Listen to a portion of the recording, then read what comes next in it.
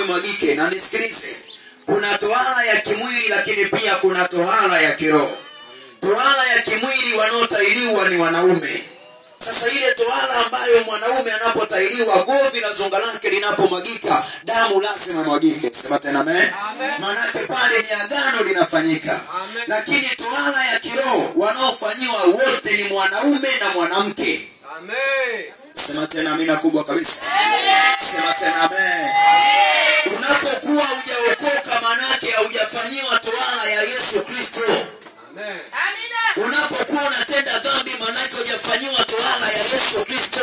Amen. Mtu yoyote ambaye anaokoka, anamkiri Yesu kuwa Bwana na Mwokozi wa maisha yake, maana yake anafanyiwa tohara ulimwengu wa roho. Amen. Amina. Sema tena amina kubwa kabisa. Sema tena amen mpaka wachai wasikie. Sasa agano lolote ambalo liitwa agano lazima damu imwagike. Ndio maana Yesu Mungu alipokuja duniani kuwakomboa wanadamu, ili mlazimu amwage damu. Tutamwaga damu ya mbuzi, tutamwaga damu ya jogoo mwekundu, tutamwaga damu ya jogoo mweupe, tutamwaga damu ya ng'ombe wa kijivu, ili mradi tu damu imwagike. Kwa sababu gani? Kuna agano ambalo linafanyika pale. Amen. Kwa hiyo agano lolote lazima damu imwagike. Sema tena amina. Amen. Sema tena amen mpaka chai usikie. Asa leo kuna watu wengi wamejiambatanisha na maagano yameshikilia maisha yao. Amen. Kuna watu walienda kwa waganga walipokuwa wanahitaji msaada kwa njia ya kiganga. Mganga akaagiza kwamba lete damu, akaagiza lete kiumbe hai tumwage damu, tufanye kafara, tufanye mazindiko.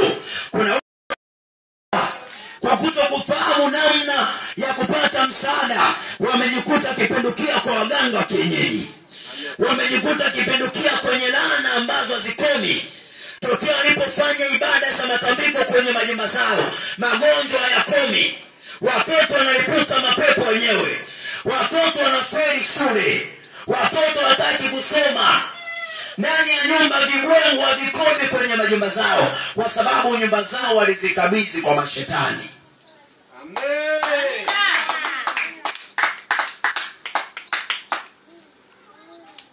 Sasa ni mambo ya agano. Mwambie jirani yako ni mambo ya agano. Mambo ya agano. Tuko ndani ya mwezi wa 8, namba 8 kibibilia ni namba ya agano. Hasa namba hii ni mahususi kushughulika katika maombi ya kutangua maagano yote ambayo yaliambatanishwa nayo. Amen. Sema tena amina kubwa kabisa. Amen. Sema tena amen. Amen. Sema tena amina mpaka wachai wasikie. Asa hapa Yesu Mungu alitoa maagizo kwamba wana wa Israeli, mtu yoyote ambaye atazaliwa mtoto wa kiume, ile siku ya 8 atatahiriwa govi la zonga lake. Amen. Sema tena amina kubwa kabisa. Amen. Sasa lile ni agano ambalo Mungu aliweka baina ya mtu na mtoto wa Yakobo, au na mtoto wa Ibrahim, au na mtoto wa Isaka. Ni agano ambalo Mungu aliweka. Sasa leo watu wengi watoto wao wanawakabidhi kwa mashetani. Leo watu wengi watoto wao wanawakabidhi kwa waganga. Watu wengi wanawakabidhi watoto wao kwa wachawi. Watu wengi wanawakabidhi watoto wao kwa mizimu ya ukoo. Wanapofanya ibada za matambiko, ibada za makafara, wanajikuta hatima zao zimekamatwa na baraka zao zimekamatwa. Hakuna mambo ambayo yanaendelea tena. Hakuna baraka ambazo wanazipata tena, kwa sababu kuna maagano ambayo waliyafanya ulimwengu wa roho. Amen. Sema tena amina kubwa kabisa. Amen. Nisikilize, hakuna agano ambalo linafanyika pasipokuwa na damu au pasipokuwa na sadaka. Ndio maana unapoenda kwa mganga kienyeji au unapoenda kwenye mizimu, ni lazima utaenda kutoa sadaka. Ni lazima utaenda kutoa sadaka ya mnyama. Ile sadaka wakishaitamkia maneno ya kiganga ya kishirikina pale, yule unawezani kwamba ni ng'ombe, unawezani kwamba ni mbuzi, au unawezani kwamba ni kondoo, kumbe ulimwengu wa roho anazika maisha yako wewe mwenyewe. Sema tena amina. Amen. Sema tena amen. Amina. Bwana Yesu Kristo atukuzwe sana. Amen. Watu wengi wamejikuta wakizika watoto wao pasipo wao kujua, sijue chanzo ni nini. Wamejikuta wakizika watoto wao pasipo wao kuelewa chanzo ni nini. Wanashangaa watoto wao wanakufa bila sababu. Watoto wao wanakufa kwa magonjwa, kwa matatizo, na hawaelewi chanzo ni nini. Kumbe chanzo ni pale ambapo walienda kutafuta msaada kwa miungu. Amen. Sema tena amina kubwa kabisa. Sasa kuna watu ambao walipokuwa wamezaliwa waliingia moja kwa moja katika agano la miungu ya ukoo. Walipozaliwa waliingia moja kwa moja katika miungu ya mababu zao. Mababu zao waliweka maagano kwamba katika ukoo wetu sisi tutaiabudu miungu ya kina Mwampondele.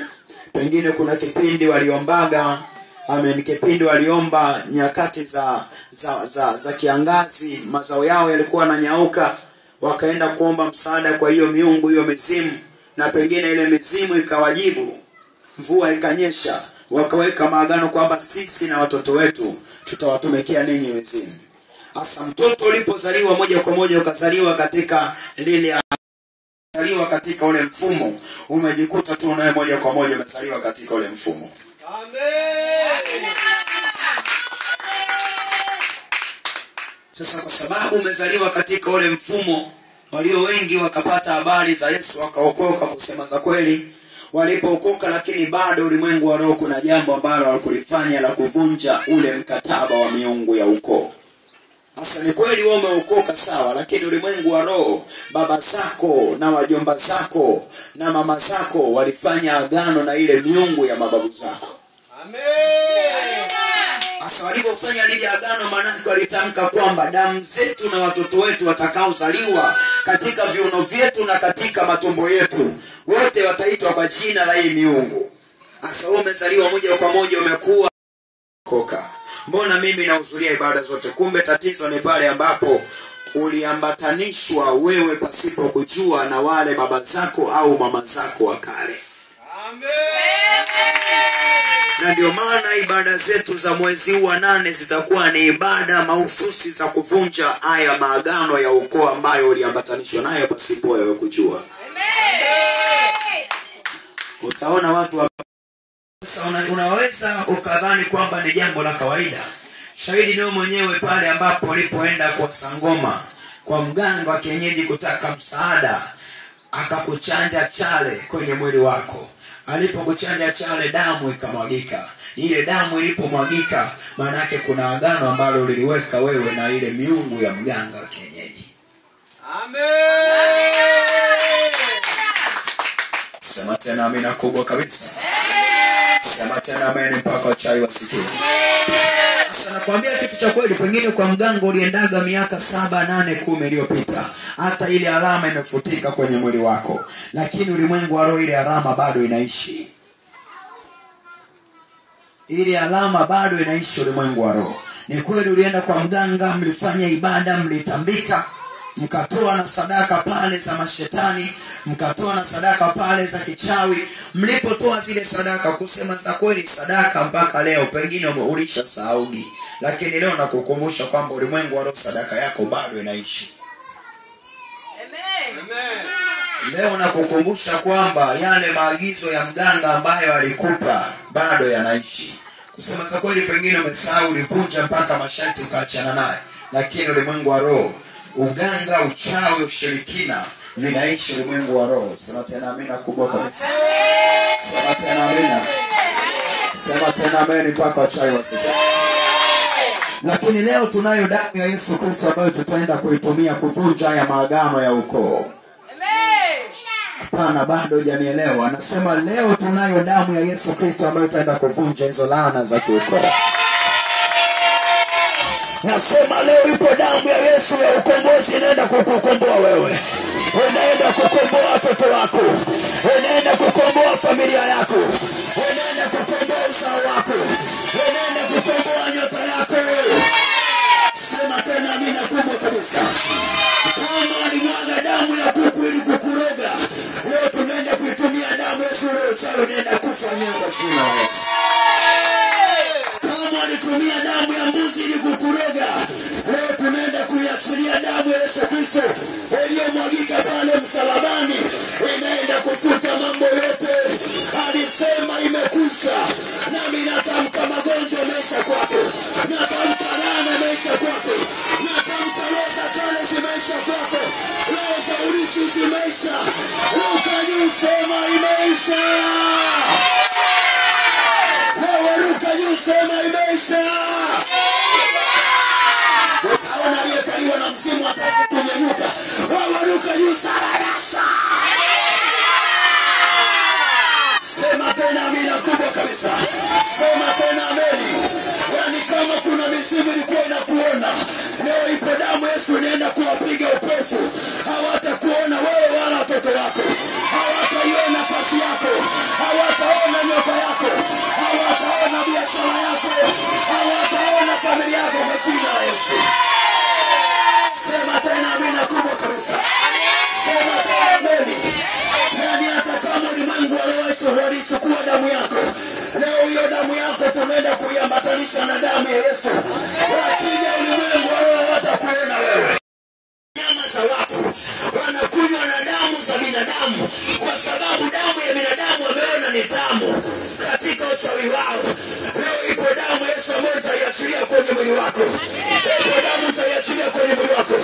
Wale wanaokunywa damu za watu, wakati umelala unashangaa unaota ndoto umetembea umejichanja kwenye chupa, unaota ndoto umejichanja kwenye mwili, damu zinatoka. Hiyo damu yako itaiweka tena kwa jina la Yesu. Haleluya, haleluya. Sema tena ameni. Damu ya mtakatifu haiguswi na mchawi. Damu ya mtakatifu haiguswi na pepo.